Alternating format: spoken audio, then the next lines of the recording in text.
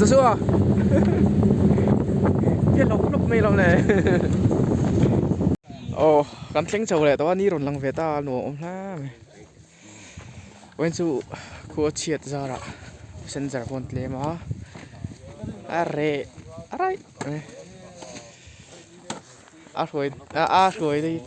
mình việc mà tao hoạt thì nó rim khóc kia mình còn hồ sầu tiêu tung này liệt rồi rồi anh chú sợ chùa bò lòn cá lá chuan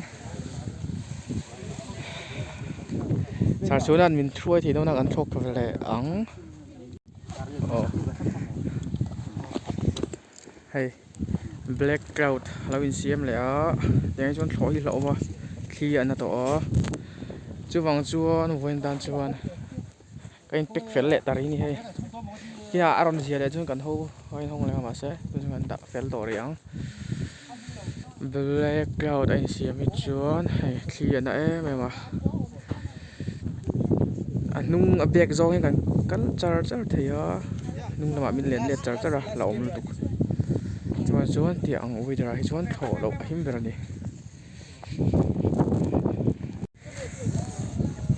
cabin khi rồi gì lệ đấy bỏ sar chuan an ground nào kalau làm bằng dâu thì vangin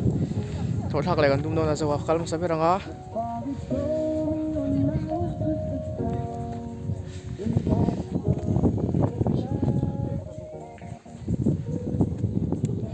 suan là duy ngã chân thọ đặc cái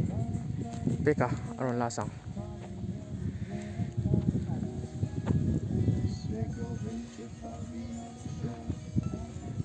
hemi te pani ingin ni kha masa na te ni kha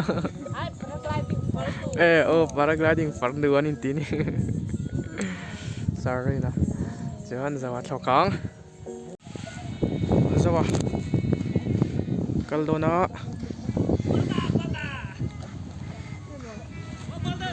this one is young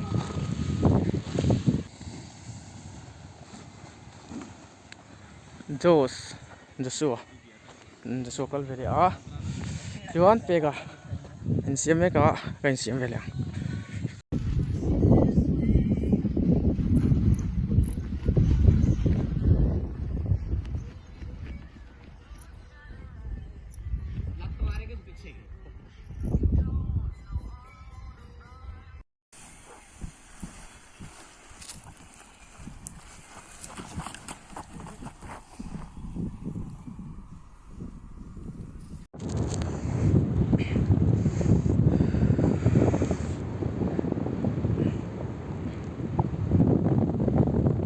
khi anh ấy có sẽ khi turbulence sang chi soi được tăng chi cả tầm lúa khu lại khu peka hay là gì Joshua Joan ground khu zawa anh lâu mấy cả cal lu nung vera cái mà hi hay là hiền cần cal chi nang khi athra li fa thaboka khôi anh uống của mày hay làm gì cây trùng số cây trùng này tôi hay dùng cây trùng ai cả sang này exist 5 glider cầm bằng tôi hay hiện khi anh đã khẩn lem rồi turbulence sang khâu bóc rồi chứ mà chuan video anh cover part thấy đi anh hay vót về đâu thì khi khua gì đủ rồi cái nung làm số cây trùng tôi hay cái chùm level anh cả là sáng lấy cả cái chùm anh cái này masa nuôi paragliding training kan nia masa chu Mizoram Aerosport Association tôi này hiện P3 kan zo to P3 zo hi som panga kan oma kan practice make flight hours di pun char anga ya kan flight hours kan thlo tam po le an flight hours pung chaka tu nang weather hi lom về đâu leaf po omlo kan sing charter tran kan siam chuan nimin pia angvela te kha chuan in khua weather tha darkar ni chung te po kan thloka thermal te restoring te ti thaya tunai chuan in thei ro ni kan hiam charger chuan phim khurpongai black cloud a in siam a black cloud chu so ai tiang nung zong zong te malama bi ki ka tiang bi ni black cloud a in siam jon thina a turbulence te ka tiang zong zong te chuan tu na khuan ka thian pa Joshua landing a pan meka Joshua tum don ni tu na khuan a thlen ma deu na tum chuan so lai so peka oma peka so la akal la kop maya thleng aron kol le theng chumo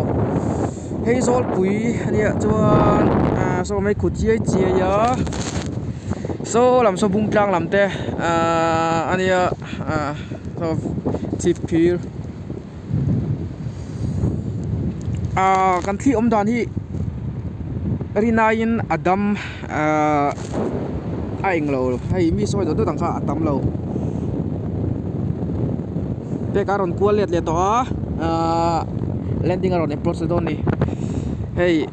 highlight lang chung vela hian ka omanga ke chu light lang chung hi ka va phei chinang thi a tha boka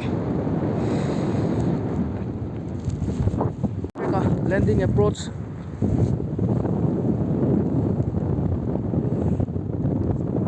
pe ka tum vela do na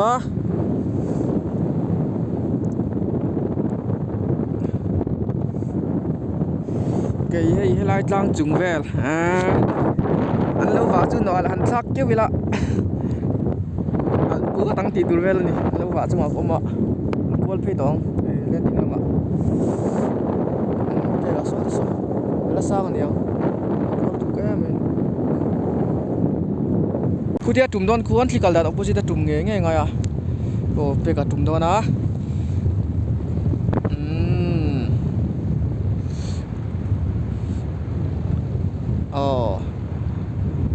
tum phụ khop mấy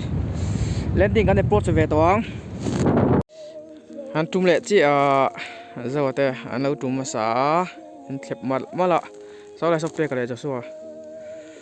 rina in kan khom dan chu ron thale si kan thlep felang la ron play tang dang we sar chuna hi sership lama kan thoi tu sership subset headquarter masa akari miron suai vang lo na fel khop mai voi tam tak ama motor hi mi suai so to ani mangeng kan sawa sa chona kara kan sawang harness kan no ko mai